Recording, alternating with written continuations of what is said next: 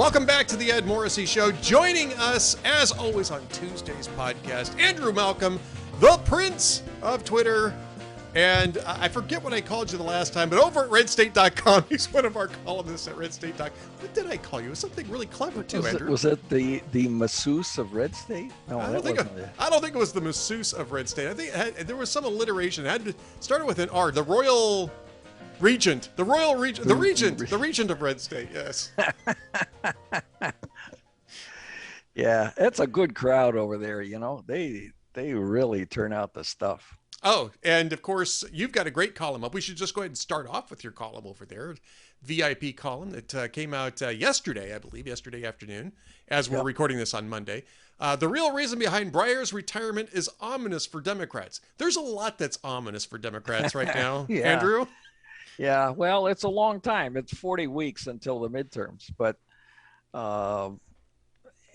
people's impressions that they take into the verdict, the early verdict on a presidency, are really pretty much solidified by summer. So there's not a whole lot of time left for Biden to change course of how people see him. He's down to 40% approval now from 55, 56.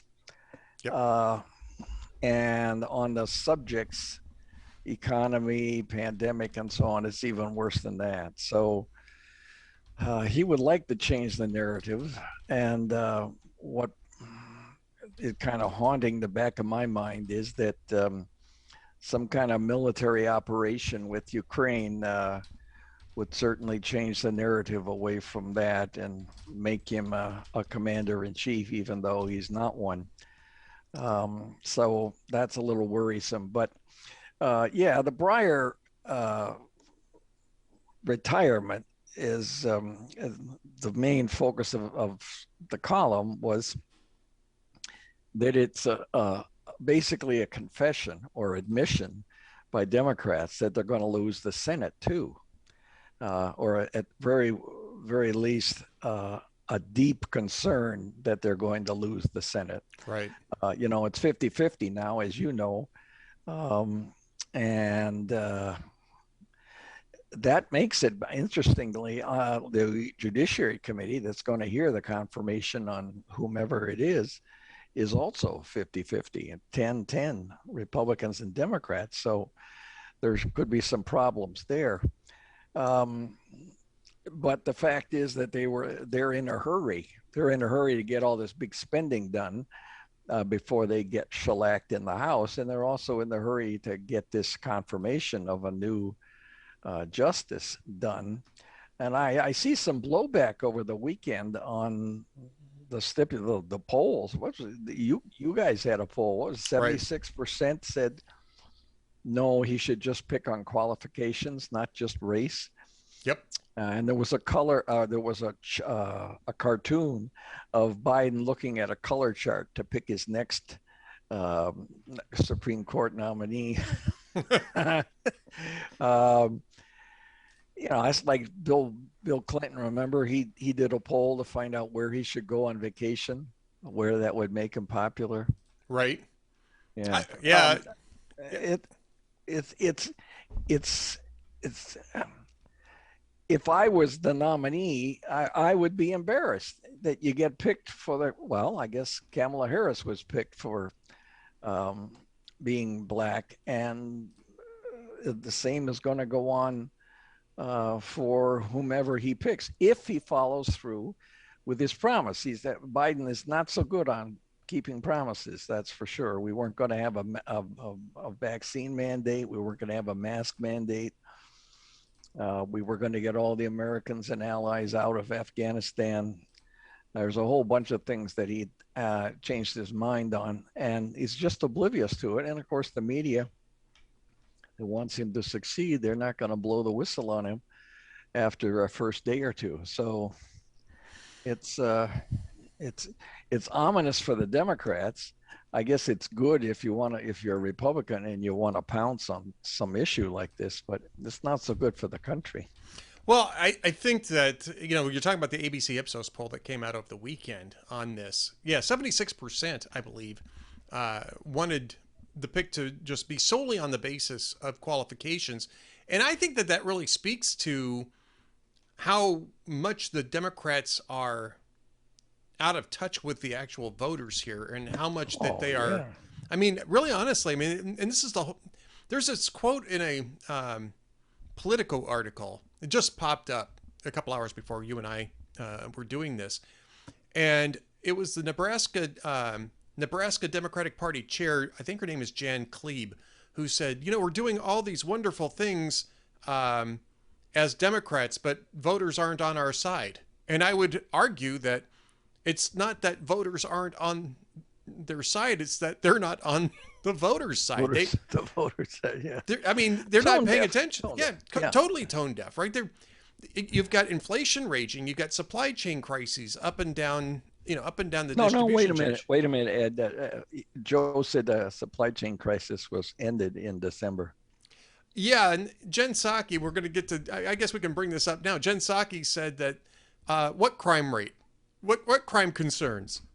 That's only part of the alternate universe of Fox News, even though there are, in the past week, CNN, CBS, and the New York Times has covered, in whole or in part, the high priority that voters are putting on the explosion of crime in the United States over the last couple of years. And I mean, this is part of this whole disconnect. And I mean, this is clearly what's motivating them to go through all of this. I would argue that this is kabuki theater. I think they've had this pick in the pocket all along. And they're going through this sort of fulmination of, well, I'm going to talk to everybody and we're going to go over everybody's writings and et cetera, et cetera, et cetera, even though they've known for a couple of months that Breyer specifically was going to retire, and they've had a whole year in office to prepare for their first Supreme Court pick based on their campaign pledge. And I think it's for the reason that you say, is that even though they're fumbling this as they usually do, this at least is a topic which will eventually pay off for Biden one way or the other, whereas nothing else that's going on, Ukraine, the economy, nothing else that's going on is a payoff for Biden. This is a good distraction for the White House. It is, and it should be more than a distraction. But for them, everything is strategy. Everything is short term in Washington these days for both sides. It's a shame because not so long ago, people used to go to Washington and yeah, there were show-offs, but there were also people who were doing their jobs and trusting that people would see that they did a good job and reelect them. But now it's all, as you said, kabuki. It's all showbiz. We're going to have a news conference to show that we're concerned about crime, even though we haven't done anything about it. And that's what the presidency has become. The photo ops, fly to Chicago 2 hours for a 20-minute photo op, and then fly back for 2 hours, almost $250,000 an hour for Air Force One. It's pathetic, and Americans, voters, and they're trusting that American voters stay inattentive, that they don't pay attention, and that they won't remember come November, which, as I said, is only 40 weeks away. But there's not a lot of time for for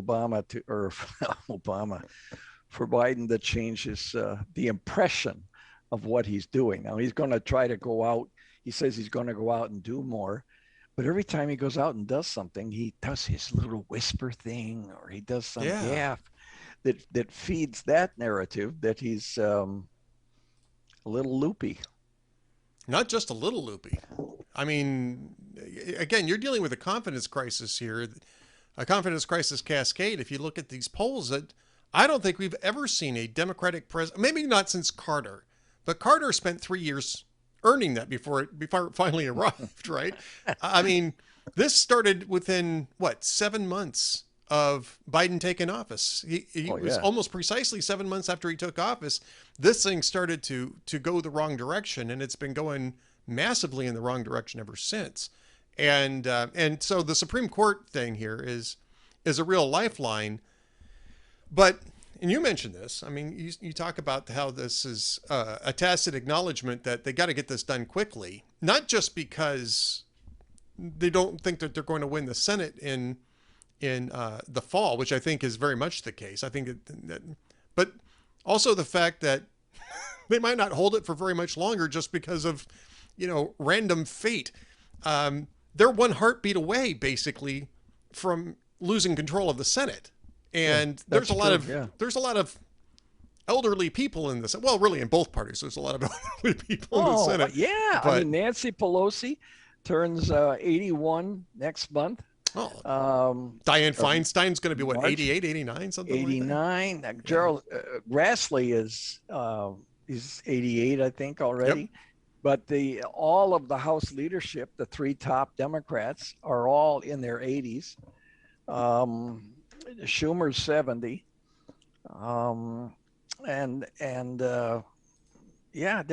They're old timers, and they hang on to this. They cling to this leadership thing. I guess that's a human thing. I don't know. But if you're worried about the party, if you want to change the image of the party, which is now, as you pointed out last week, the sense of what do you call it? The generic ballot with parties, right?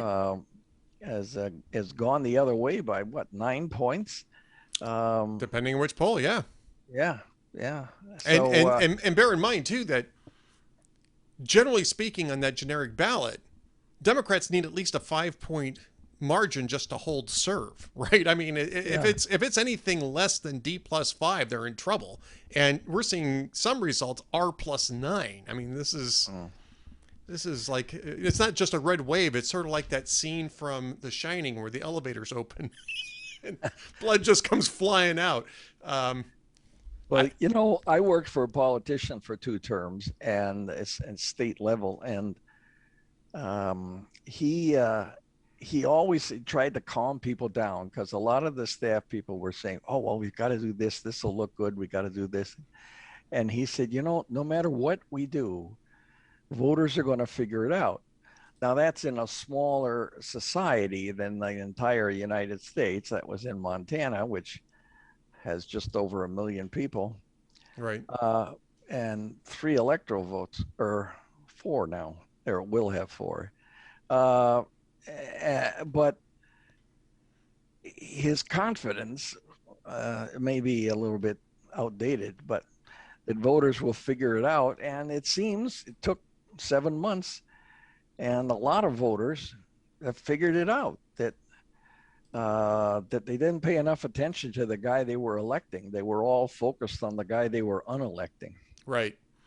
I mean, and that's certainly part of elections is unfortunately making binary choices when both choices may not be terribly great, but you still got to choose one over the other. But I think in part too, what's happening here is that voters, and this is part of this whole confidence crisis issue, is that voters have realized that they were being sold a, empathetic centrist who is really all about, finding consensus and being, nice to cats. That was the other thing I wanted to ask you about. I mean, I don't know that I've seen as many mainstream media, stories about cats as I did at the end of last week when the White House suddenly decided that they needed another pet. Yeah.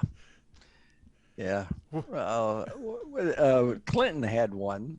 Socks. Remember? I remember Socks. Yeah, and he lived outside the Oval Office. And then when Clinton left and didn't need a cat anymore, his secretary took the cat home. And I remember some years later, then there was a picture of her walking this old cat around a garden on the way to crossing the Rainbow Bridge. Oh, but they discard him. It would be interesting to see if Obama still has his 2 dogs that he had staffers walk at the White House. Well, I mean, you don't even need to go back that far. there's two dogs that or at least one dog. I think two dogs that don't live at the White House anymore under Biden. I mean, in one year they've actually fired more dogs than they fired cabinet secretaries. Yeah, and there was a video over Christmas of Biden walking on the beach, which looked like a hellish place with the wind blowing and the waves, but walking on the beach in Delaware with his new dog, Commander, who was a puppy. Right. So we'll have. They've all got to have a dog. I remember when I worked for George W. Bush in Texas, he had now I forgot his name. Spotty. Spot. Yeah. Spot. And he had Spot, and Spot it's like a corner lot in downtown Austin, and with a fence around it, and the security office was in the second floor over the garage. And Spotty, rather than be a watchdog and patrol the perimeter and all that, he would go up to the security office and he'd sleep under the desk. And whenever the alarm went off that someone had touched the fence or whatever, he'd jumped up and run out and be all Berkey and alerting the world that he was there. So he was a smart little guy. Well, we're mentioning dogs, and we're mentioning signs that things aren't going well. Of course, one of the signs that things aren't going well is you get a new pet for the White House, so the media has something else to talk about. You use a Supreme Court, you stretch out a Supreme Court nomination as long as possible in order to get people to stop talking about all the ways you're failing. But there is another more traditional way, or at least another traditional way, to deal with bad polling numbers. And that's to find a cabinet secretary to fire. Now, I just got done mentioning. Yes. Oh, what a segue, Morrissey. I'm a professional at this, man. I'll just tell you that right. I'm a professional at this. Change the narrative. Yeah, well, they're changing him. Changing the narrative, I guess, around HHS, because the Washington Post had what can only be described as such an obvious trial balloon that the obviousness was part of the strategy. They are talking about Xavier Becerra, who is HHS secretary for some reason, former attorney general with absolutely no healthcare experience, was dropped into the position of Health and Human Services secretary in the middle of a pandemic. Now, this was controversial last year when they nominated Becerra for this position, and it was clear that the idea behind this was to get Becerra in there so he could conduct lawfare against pro-life groups. I mean, that was that was just as obvious at the time. But now the Washington Post reports that things ain't going well with the pandemic, and they're looking for a scapegoat. I'll just read you really briefly. White House officials have grown so frustrated with top health official Xavier Becerra as the pandemic rages on that they have openly mused about who might be better in the job, although political considerations have stopped them from taking steps to replace him, officials involved in the discussion said. Yeah, this is part of the taking steps to replace him, is throwing him under the bus publicly so that you are justified in taking some action. Right. The next step... We're just recognizing the well-recognized problem. Yeah, the next step is having... I'm not sure how to pronounce her name. Yamiche Alcindor asked Jen Psaki, does Becerra still have the president's confidence? And Psaki saying something like, "Well, I'm not prepared to talk about that at the moment," which is the death knell. Shortly after that, somebody discovers a great opportunity to spend more time with their family. But Andrew, I mean, they picked this guy in the middle of a pandemic without having any healthcare experience other than being an attorney involved in some litigation around it. And that was really about the Obamacare contraception mandates when he was Attorney General of California. This was going to end badly no matter what, but I don't think the White House can sit there and say that they've grown frustrated with an appointment that they made. And that, I mean, that's always the case, right? But I mean, in this case, everybody knew that this guy didn't have any experience in this position. So I'm not sure that they have any room to go running to the Washington Post for their little trial balloon about their frustration with Becerra. No, but they can count on the fact that no one in the media is going to blow the whistle on them. It's just a story. They gave whomever leaked it assuming there was someone, whoever leaked it, gave the Washington Post an exclusive, and they Oh got yeah. to run with it and look like they're the only ones with it for one news cycle, or part of a news cycle anyway, and and it looks great. And then they're not going to turn around and say, "But wait a minute, you picked this turkey. Why? Why didn't you know all this bad stuff before?" He's had office experience as Attorney General in California, right? He replaced let's see, who did he replace? Someone else that was picked by Joe Biden on the basis of not necessarily qualifications, Right. Kamala Harris. And this is a pattern with this guy. Get someone, put him in for now. If it falls apart, well, whatever. We'll just move on and change the narrative. That was part of my column on Sunday too. Was and I know you feel that you share my outrage at this, but this the way we left 14,000 Americans Oh. and 60,000 allies who had helped America while we were there and their families abandoned in Afghanistan while the Taliban is now hunting down those allies, those interpreters and guides one by one, just left them there.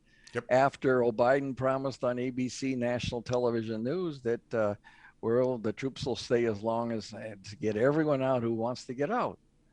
And then he just blithely goes on. This is what I've a couple of times in columns I've called Biden's casual cruelty. It's like, it doesn't bother him. And I don't know how you can betray so many thousand people who in good faith helped the United States in what was a losing cause, but it wasn't their fault. How you can betray them and not feel shame or be motivated to fix it. In that sense, and I know you haven't had a chance to read this yet from The Atlantic, George Packard has I guess it's about 20,000 word essay about the abandonment of Afghan allies and Afghanistan by Joe Biden. It's called Zero Responsibility. It's actually had a couple of different titles. Another one, its original title was Joe Biden's Saigon, Zero Responsibility. Packer leaves out abandoning the Americans, but he pretty much gets everything else right. And he does a pretty deep dive into how all of this transpired. And I don't want to put you on the spot about this Packer article because it just came out, and I'm sure you haven't had a chance to read through this yet. But Jim Garrity had actually a pretty good observation about this on Twitter, and it was just a little while ago that Jim was talking about this. And he said, the Atlantic it's interesting that the Atlantic is now sort of demolishing the narrative of empathetic Joe, because he comes across as cruel and uncaring in this. He is anything but empathetic in this. He's manipulative. He's calculating. He's cruel. He's careless in every sense of that word. And that is, I think, a bit of a shift. I'm a little disappointed that Packer didn't explicitly talk about the Americans that were abandoned there, but everything else in that article is pretty damaging to Joe Biden and the whole narrative of, well, we didn't have any choice. There was plenty of choices, and Packer outlines all of them in this article. Yeah, I wish the Atlantic would be outside the paywall after a couple of days so more people could be exposed to that. Yeah, that is one thing. This is a paywall article. I think you might be able to download the podcast version of it. So I think you can listen to it. It's a couple hours long though. So bear in mind, you're going to be on it for quite a while. Well, it's just such a stain. We did a similar thing in Vietnam, and the dynamics were the same in leaving Afghanistan. Yep. In the U.S. goes in with, I think, the best of intentions. Now, Eisenhower said no. We're not sending troops into Indochina to help the French. And within, I think, about 90 or 100 days of taking office, John Kennedy sent special for Green Beret advisors to South Vietnam to help train the army to fight the Viet Minh and Viet Cong. And like Obama, he put restrictions on them. They couldn't shoot back, Ed, at the very beginning, even if they were fired upon while guiding these troops around, South Vietnamese troops around. But when the end comes, now it was Graham Martin was the ambassador, and I was there at the time, and he was very worried that people not acknowledge we were leaving, that they shouldn't be seen burning papers and packing and getting families out like Biden just ordered American families out of Ukraine. Yep. Because that would spread panic. So what happens now, and I should add that, excuse me, about 10 days before the end of Vietnam, the CIA came to my news organization and said, forget the ambassador, get your people out. It's going to end, and it's going to end soon, and it'll be messy. And we did. And I helped shepherd them once our people got to, that was just a few dozen, got to Guam, helped shepherd them through immigration and all that. But it creates a panic because you didn't plan for an evacuation to avoid creating a panic. And the same thing happened in Afghanistan. I guess it's a bureaucratic thing where, oh no, we don't want anybody to know. And then all of a sudden, one night at midnight, all of our troops are gone. Contrary, Biden ordered it, contrary to the general's advice that you're going to have to keep a couple thousand guys in there for to get an evacuation going. You pulled everybody out at midnight, the lights went off, and the base was sacked by dawn at Bagram. And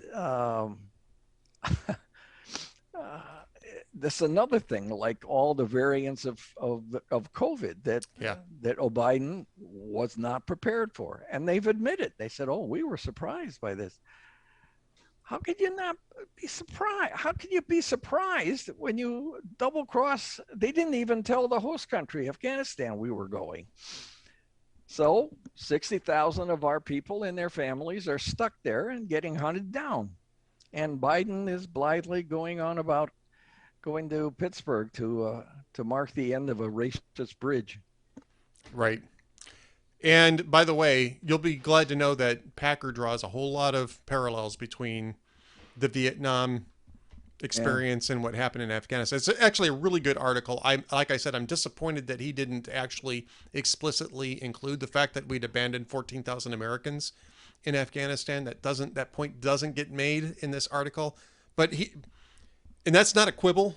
That's a significant omission on his part. But everything else in there is really worth reading. He's not defending Biden. No, I'm sorry. You go ahead. No, the impact goes on long after. I mean, what foreign national would willingly commit himself to assist the U.S.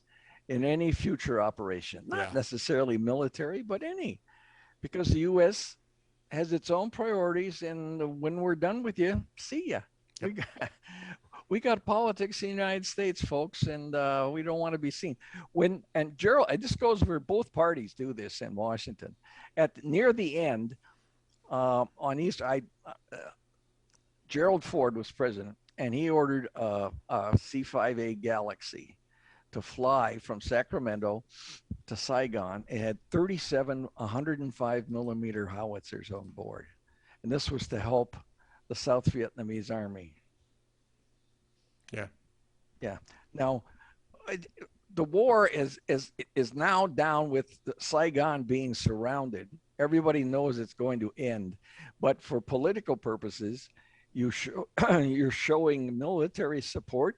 And I talked with the pilot. I said, was this planned? Actually, they have two pilots because they fly around the clock. Right.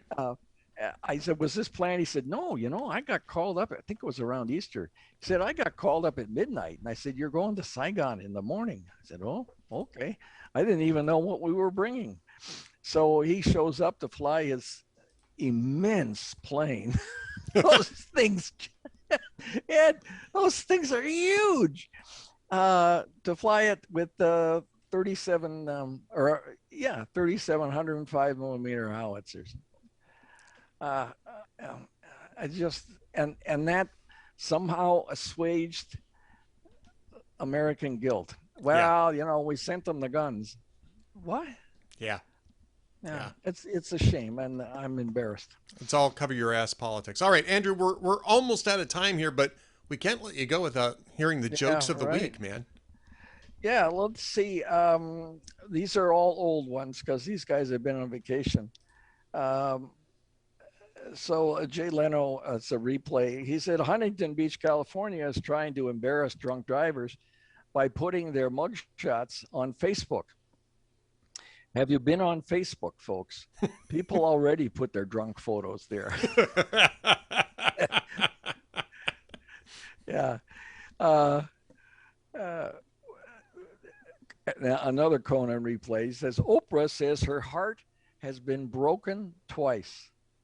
She wouldn't say by whom, but she did reveal where she had the bodies buried.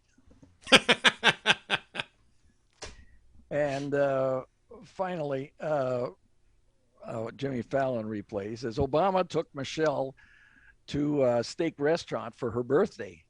Was the first time in months the word Obama and well done were in the same sentence.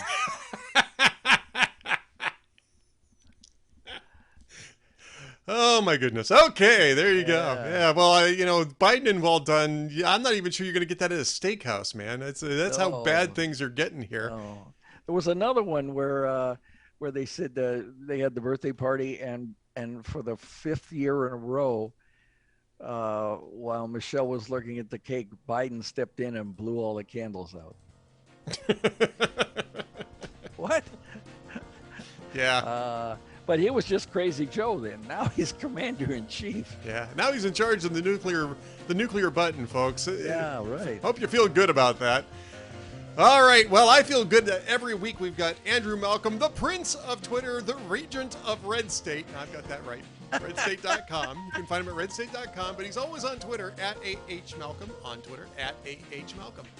Andrew, thanks so much. We'll talk to you again next week, sir.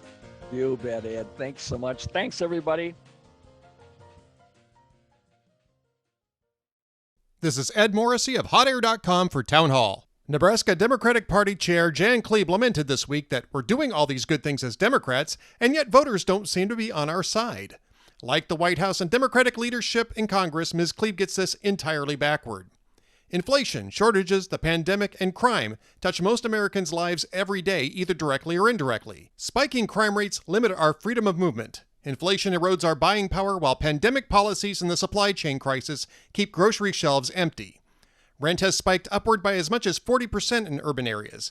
Yet Democrats remain focused on their climate change policy in Congress, while President Biden demands even more inflationary spending to buy votes. Jen Psaki scoffed at crime concerns, calling them a figment of Fox News' alternate universe. In the real world, homicides and carjackings have exploded over the past 2 years, and retail thefts have shockingly skyrocketed. Democrats' problem isn't that voters aren't on their side, it's that Democrats aren't on voters' side, and voters have figured that out. I'm Ed Morrissey.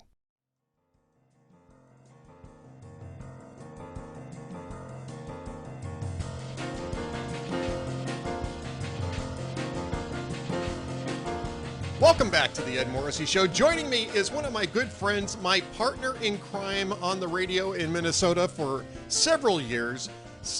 I am still at least an honorary member of the Northern Alliance Radio Network, even if I'm really south of the northern description these days. King Banaian, who has his own show on KYCR in Minneapolis, and is professor of economics at St. Cloud State University, joins us to talk about, well, economics, but more about Ukraine and Russia. King, great to have you on the podcast. Thank you so much, Ed. Glad to be here today. Good to talk to you again. And no, you can check out anytime, but you can never leave the Narn. It's the Hotel Narnia. There you go. There you go. There you go. Now, King is I had actually told King we were joking around about the weather situation in Minnesota, and he turned off his background. He's actually got a beautiful background for St. Cloud State University. We'll let him turn that back on at some point in this. But it's mighty cold up there. I understand, King. Well, it's actually a nicer day here today. Oh my goodness, it looks beautiful out there. It looks so beautiful now, but it's a balmy 22, which for the last day of January is probably above normal. Yeah, not too bad. We're pretty happy about the weather today. But tomorrow night, expected low -25. Yeah. Well, yeah. Don't rub in your weather any more than needed. Okay. I will not even mention what it's going to be down here. It's actually a little on the chilly side for down here, but it's nowhere near that. So, all right, King. Speaking of chilly, relations between the West and Russia have. I'm not sure if you can describe these as chilly or sort of red hot at the moment. Big conflict in Ukraine. This has been going on at least almost a decade. The Russians went into Donbass and seized Crimea 8 years ago, almost exactly 8 years ago, in fact. Mm-hmm. And now you got troops massed on the border. You've got all sorts of different signals being sent. The Biden White House is basically saying expect an invasion. President Volodymyr Zelensky in Ukraine is saying, wait. You guys are misreading the situation. What's actually happening in Ukraine? Well, right at this moment, I think the Ukrainians are resigned that should there be an invasion, which if it comes, likely comes in the next 4 to 6 weeks. I still think there's a possibility for it to be a few weeks rather than days from now. The imminence that you hear from the West probably doesn't accord to what certainly the Ukrainian government thinks at the moment. I think there's a realization that should Russia come across with as many troops as they've got across the border at, a six-figure number, low six figures, the Ukrainians are probably not able to resist a Western push toward the center of Ukraine from that area. They certainly can't resist anything coming out of the region that they were in before. You mentioned 2014 when Crimea was annexed, and there is a Russian-friendly separatist government with some control over some other regions. I might end up using the word rayon. That's actually the Ukrainian word for what we would think of as being a state within the Ukrainian nation. They control pretty much 2 rayons within Ukraine at this moment, and have in a semi-hot war in that region over the last 7 years. Right. The question is whether or not they would move in what. I mean, obviously they have to come west, but would they go northwest? And that gets to that question. I think Ukraine. From what I understand, the Ukrainian military has told its political leaders, do not expect our army to be able to stand and resist the movement of large amounts of Russian troops for longer than a day or two. And that you should probably have a fallback plan. I read a report that suggested they were already telling people in the region, if we are significantly attacked, we're simply going to throw the munitions depots open and let citizens come take weapons as they need, and you guys take care of. You guys are on your own. Which sounds awfully desperate, and frankly is. I think the question is really at this moment, why hasn't it happened already, and what might be happening over the weeks ahead? Well, I think it's a good question. Why hasn't it happened already? Why was there a pause between 2014, 2015-ish to this year?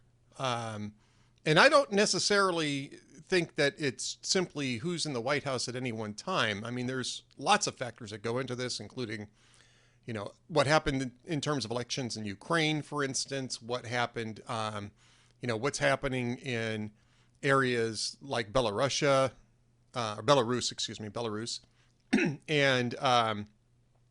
and other factors as well. I think also the price of gasoline actually feeds into this. We can talk a little bit about the economics of Putin's aggression here. But I mean, what you've been an advisor to the Ukraine Ukraine's central bank. You've always kept your finger on the pulse there. What do you see as sort of the catalyzing circumstances here that is saying now rather than 3 years ago or 3 years from now? Well, I think at this moment, Putin actually understands himself to have a lot of cards to play. I think he understands himself to have a pretty strong price of gasoline that will be there for a while. So his coffers are going to be flush. And that's helpful.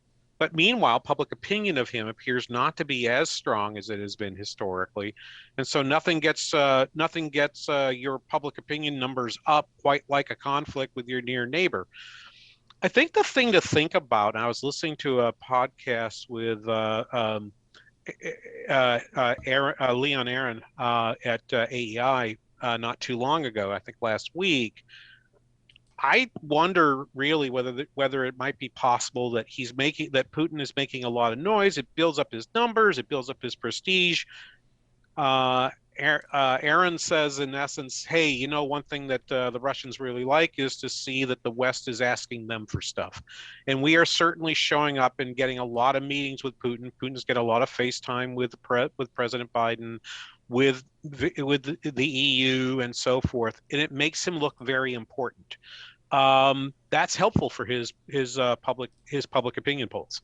And they may need some help. So maybe you want to keep it in this situation of being almost ready to invade, but not quite, because it's keeping your face on page one. Because if there's an invasion and the invasion goes as we think there is, within a week, any open conflict between Russia and Ukraine's gone, right? Right. So at that moment, the presence of his face with Western leaders will go away. Yeah, the sanctions may or may not have any real impact on them. We can talk about that, but what he loses is the FaceTime, because I think at that particular moment, it's the State Department. So you have Anthony Blinken and Foreign Minister Lavrov arguing over the terms of a ceasefire. And frankly, that's just not good television. It's not even good television for Putin. He would prefer to be seen as being on the phone with the president, because he's now got the West's undivided attention. That goes away as soon as the invasion's over. True. Or as soon as it begins, actually, because everybody's going to cut off. Yeah. I think that his best leverage is probably the moment before you actually step off and send troops in. At that point, your leverage kind of disappears. Yes. Or at least it doesn't disappear, but it gets diminished significantly. Yes. I agree with that. And I think that might also help us understand why Russia was so willing to step in quickly to help quell an uprising in Kazakhstan a couple weeks ago, when their leadership faced some internal dissent, marches in the street. They had a new government. Their new government kind of was in a panic about all these people in the streets, said, hey, aren't we parts of this organization of mutual security with Russia? Maybe they should come help us. And Putin said, did I hear my name? And he runs off toward Astana and Almaty to send, and sends about 10,000 troops in that direction. And that might also explain why he may be a little slow playing this deal in Ukraine. Perhaps he stretched himself a little thin by reacting quickly and maybe a little hastily. But the deal there, Ed, is unlike Ukraine, which doesn't have any oil, Kazakhstan has a lot. Yep. And if all of a sudden Putin can sort of tell Kazakhstan, not your oil belongs to me, but I get basically a proxy to your vote on anything that OPEC does, that's a pretty big chip that he's picking up there. Well, not only that, I mean, you only have to take a look at a map to find out how strategically important Kazakhstan is to Russia. Oh, absolutely. I mean, even perhaps more so if you include the oil interests than Ukraine actually is. I mean, Kazakhstan is a very large country. It's got a very large footprint. It basically touches all of the Central Asian, states there. It's dominating in that state allows Russia to exert even more influence in that area, especially now that the Americans have pulled out of Afghanistan. I mean, you've got Tajikistan, Uzbekistan. You've got all these smaller republics down there that used to be part of the Soviet Union, who now have to look over their shoulders because Kazakhstan has essentially become a Putin. I don't want to say a vassal state necessarily, but certainly they're. Tokayev is very beholden now to Putin, and it's very clear that whatever happens in Kazakhstan will only happen with Putin's approval. That's absolutely right. So I mean, I might push back on the idea that it's more important. I get the oil impact, but if you think about the entire Russian foreign strategy, it involves borderlands. They have borderland. Kazakhstan is a borderland, and they want peace there. Also, the South Caucasus are a borderland. So they've, you and I have talked on your show before about Georgia and Russian occupation of Abkhazia and so forth there. Recently, they stepped in to mediate the dispute between Armenia and Azerbaijan. They had historically been supportive of Armenia. Armenia ends up on the wrong end of the latest Karabakh conflict in 2020, 2021, and only to have the Russians step in and kind of freeze it in place. And so Armenia is in their pocket. Georgia, maybe not. Azerbaijan now has Russian troops basically sitting alongside their own troops in this area. Keeps Iran at bay. Russia's now projecting more toward Iran in that direction. And the other thing, and why I think Ukraine matters most, is not just NATO, but think about the actions of Erdogan in Turkey. And the fact that Turkey and Russia have had conflicts in North Africa, in Syria, in other parts, with the Kurds and so forth. All of this is playing into the fact that maybe to go back to the question we're asking is, why haven't they done it already? One is he wants to keep everybody on the phone. That's possible. Right. But the other possibility is he's got a pretty long string of commitments that swing around all the way from Kazakhstan in the east over to Belarus, and even supporting still some units of separatists in Moldova in the west. He's stretched pretty thin, and you wonder exactly how much they can actually accomplish. So I'm wondering how much of this is, he's just keeping everybody on tenterhooks and just, using Biden as a cat's paw, or is it that perhaps he doesn't have as much throw weight with all the other commitments he has in place? That's a great question. I guess the threat of sanctions might clarify that somewhat. The White House, I think, is finally kind of coming around to a sanctions package that might have some impact, which is not to target Putin himself, which was silly. I mean, that was something that Joe Biden suggested, I think it was a week and a half ago, but rather to target some of the people who are supporting Putin, the oligarchy that supports Putin. Those people have a lot more exposure to Western sanctions than Putin will personally have. Do you think that's going to be effective, or do you think that the oligarchy is pretty much figuring that Putin's going to win and they're not really that concerned about this? It's hard to believe that anyone in Putin's inner circle, to use a political science term, his selectorate, because they talk about having elections, but he really is a creation of a small group of people who select him among the oligarchs.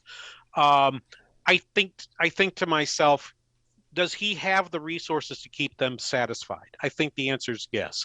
I think the answer, and so I don't see those disruptions being all that difficult. I noted this morning the Biden administration seems to have taken the SWIFT transactions off the table. Yeah, and I'll just say that's the mechanism by which you transfer money from one country to another. It's the banking system, international banking system, and that the U.S. government would do that. Probably can't really do that without the permission of everybody in Europe as well, because the European banks do have correspondent banks in Russia that would be disrupted by SWIFT. And I'll bet the Germans have said, please don't do that, and so forth. But at some point, they've got those in the back in their pocket, so that if there is an invasion, you could possibly see the Europeans say, okay, yep, it's time to deploy the weapon of SWIFT on that. I think short of that, they really don't have a lot of chips. They don't have a lot of levers to push on to separate Putin from his oligarchs. I agree. Now let's get to what Putin really wants, right? Which is buffer states that he can control around the Russia proper frontier, I guess you could say. And to get to a point that you sent me over a really good piece. It was in Substack from Richard Hanania. It might be Hananiah, actually, now I'm looking at the name. Talking about a lot of background on this. And it's a lot more complicated, as things usually are, than you're going to get from necessarily brief media reports. I'm not suggesting, by the way, that this is some sort of, narrative-driven type of thing. It's just that this is incredibly complicated stuff, and it's very difficult to put all of the complications into a report on sanctions or into a report on troop movements or on diplomatic talks. And so these types of background things are usually really helpful. And the thrust of this piece is that Russia is not the great Satan that the liberal, I don't even know what you call it, the liberal, politocracy of the West and punditocracy of the West wants to make them out to be. Now, I think that Putin's a malevolent character. I think he's always been a malevolent character. I think we've had 4 successive administrations that have underestimated Putin's malevolency, and we keep paying the price for it. Ukraine has paid the price for it. Georgia has paid the price for it. On the other hand, and it's not as if he's acting irrationally. The U.S. and to a lesser extent the EU were trying to push NATO right up onto Russia's borders, which, when Russia was bankrupt in the late 1990s, might have seemed like a really good idea. It doesn't seem like a really great idea over the last, 14 years. In Georgia, it's not a great idea. In Ukraine, it's not a great idea, clearly. How much of this is a reaction to Western expansionism and an attempt to marginalize Russia in that region? Well, it's always been that. When I was there, and I should tell your audience, I was there in 1995 and 1996. I was there right after. Actually, I arrived just as they were completing the process of removing the nuclear weapons that were in Ukraine from the Soviet Union period. Right. We promised the Ukrainians in return that we would basically take them under our umbrella. Well, it turns out that promise at 2 nickels will get you a dime. It was a foolish statement on our part because we didn't mean it, but it was provocative to the Russians. You're right, Ed. At the moment I was there in 95, 96 with Yeltsin, at that moment, in fact, fighting for his political life, trying to win re-election, Russia itself would have pretty much been powerless had NATO simply said, well, Ukraine, Georgia, Moldova, all of those places are now part of NATO. Deal with it. You could have done that, and it would have happened. But what would have happened since then? You would have provoked the Russians to act sooner. You probably would have cost Yeltsin re-election at that time. So you'd have just had Putin 4 years sooner. Well, it wouldn't have been Putin. He wasn't running against Putin. Wasn't running then. But you would have had a Putin-ish character a lot sooner, and we'd still be in the same place. Right. So yes, we've always underestimated Putin. We always, and yes, I still remember my fondness for when I heard John McCain say, well, I looked into Putin's eyes and I saw 3 letters, KGB. God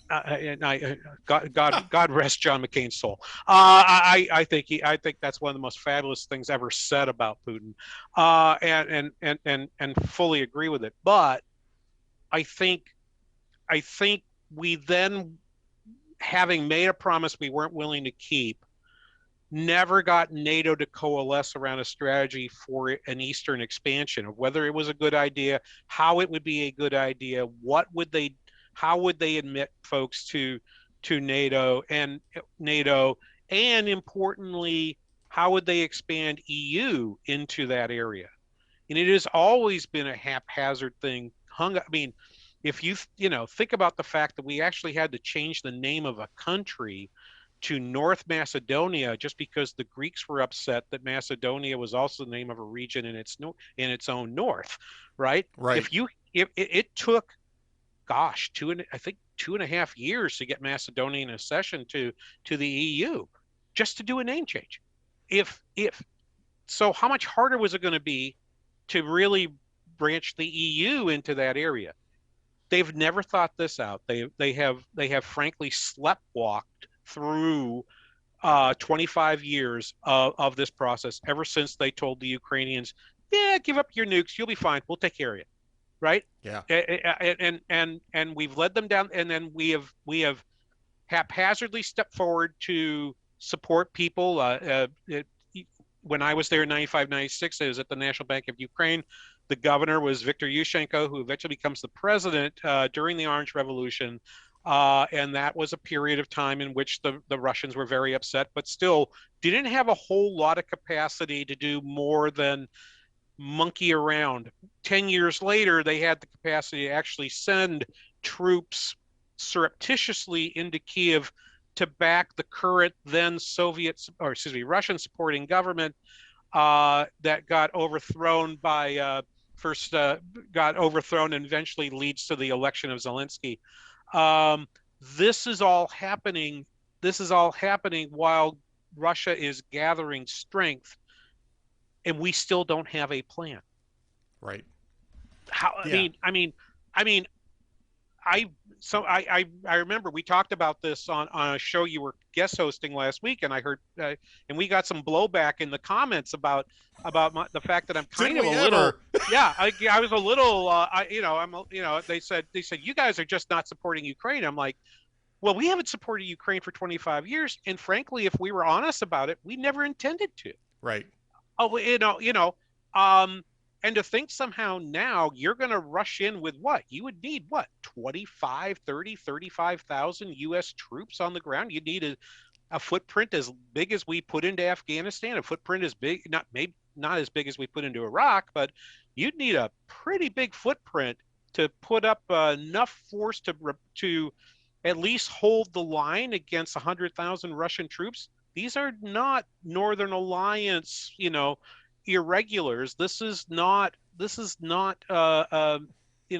ISIS. This is regular troops of Russia. Right. This is a very modernized Russian troops who have gotten a lot of lessons in how to conduct warfare in these various places they've already fought. They just I just look at it and said, well, we've just walked right into this mess, and frankly, we have no good exit. And as I read the comments from that, my reaction was, well, yeah, you're waking up to the fact that we've been sleepwalking for 25 years. I don't blame you for being upset, but frankly, we lost this thing 20 years ago. It wasn't winnable. I mean, it was not winnable. That's exactly right. All you have to do is look at a map. The Russian lines of communication to Ukraine are very simple, very short. They can resupply at will. Take a look at the Western lines of supply to Ukraine. And we're not even talking about air power, which the Russians will have in droves over that region. I mean, there's simply, you can't, logistically speaking, it's a loser. And Ukraine should have understood that. We should have understood that. I know that denuclearization was a big issue in the 1990s. And that maybe the Ukrainians would never have given up those nukes without that type of guarantee. But I mean, they should have understood that. I mean, just looking at a map and understanding the geography, they should have looked at that and said, yeah, okay, this is just basically a face-saving cover. We're giving up the nukes anyway. We're just going to do this. And if anybody took that seriously, I should say, I don't think the Ukrainians did. I think that the Ukrainians were clear-eyed that we're giving this stuff up because we kind of have to. And they probably knew that the cavalry was not just over the horizon, right? Or just behind the mountain to the west. I think they knew that they would be on their own, because they just knew the Americans were never going to let them keep that stuff. And Right. at that moment, remember that economy had gone through hyperinflation in 1993. They lost more GDP per capita than I think. If I remember, I wrote this book 25 years ago, but they lost more GDP per capita at the time, the way we were measuring it, than any other of the former Soviet states. They lost the most. Their people suffered more than any other place. And here are the Americans saying, if you'll just give us those nukes, we're going to send you we're going to send you all this aid. We'll send you this guy from Minnesota to help your national bank. No, they didn't say that, but It was a good trade. It was a good trade, though. Yeah. Hey, we'll give you Banaian. You give us your nukes, we'll give you Banaian. That'll be awesome. And so but they knew that they weren't going to be there. I think the problem is that in essence, we ended up buying our own story. We ended up buying in and thinking that our story, which was just a story and wasn't true, we ended up believing our own. Well, I won't use the word that comes usually after that. We believed our own story, our own propaganda, fiction. our own propaganda. Propaganda. Yeah. I think that there was a lot of, end of history, Francis Fukuyama stuff going on in the 1990s too. For sure. And I think that there was some sort of grand plan to get Russia to engage in a pan-European security alliance that would have been obviously a bulwark against China and perhaps the Islamic states as well. I mean, there was all sorts of this nonsense that said, just because the Berlin Wall fell means that centuries of Russia being Russia is suddenly going to stop. Russia's suddenly going to stop being Russia all of a sudden and become, I don't know, Czechoslovakia, Poland maybe. I mean, at the time it didn't make a lot of sense. It certainly doesn't make sense now. My book in remainder shelves everywhere. Right next to mine. Right next to yours. I see yours over your head. And I should put some more of mine back here. At the time, I actually have a chapter in the book where I discuss the illusion of market romanticism. Now, because I'm an economist, I'm writing about our views of how markets would spontaneously form. All these laws would come into place, and all of a sudden, free market capitalism would spring forth anew from the wreckage of the Soviet Union. We actually sold ourselves on that story in 1993 and 1994. And when I finished the book in 1998, I said, well, it turns out that was a fiction. Well, I think this is just another aspect of that. I think foreign policy is engaged in romantic thinking, and that's what we're describing here. And unlike the market form of romanticism, which I think has now died, and we all understand that it was fiction, perhaps foreign policy romanticism has taken a little bit longer. Nobody likes when you and I or other people talk about realpolitik of here's what the Russians are going to get, and here's the reason why the U.S. isn't going in. Nobody likes that, but I think people who hold on to those views are actually thinking romantically with their hearts. And the feeling of what's the right thing to do. And the right thing to do is to stand behind your commitment to them. But frankly, at the end of the day, realpolitik says, well, you know what? It probably really isn't in the U.S.'s interest to fulfill the promise we made in 1994. Well, and I think that this is a lesson for us in the future to not make promises that we can't back up. I mean, it's easy to do the Article 5 thing with NATO. It's not so easy when that country that's got the Article 5 protection sits on a hostile country's borders, and it's especially difficult to do that when you don't have that Article 5 treaty obligation. And even if you did, as you were saying earlier, all it would have meant is an earlier conflict. King, we're really kind of out of time here. We were going to get to the economy, but this has been such a fascinating topic. I'm glad that we spent our time on this.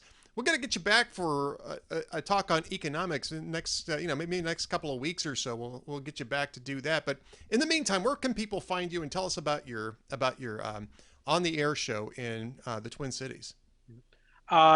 if you go to TwinCitiesBusinessRadio.com, you can find the King Banaian Show. We broadcast out of Minneapolis over the air, 9 to 11 on Saturdays, replays on Sunday, same time, but you can also listen to the podcast there as well. And if you want to find me personally, just reach out, just look at stcloudstate.edu and look for me in the School of Public Affairs. So stcloudstate.edu/SOPA is the School of Public Affairs at St. Cloud State. Thank you for letting me mention our school here on the Ed Morrissey Show. St. Cloud State, fine educational institution, and King Banaian is one of the finest people I know, is a good friend, and I am blessed by your friendship, sir. Thanks for spending time with us today. You bet. Have a great day, Ed.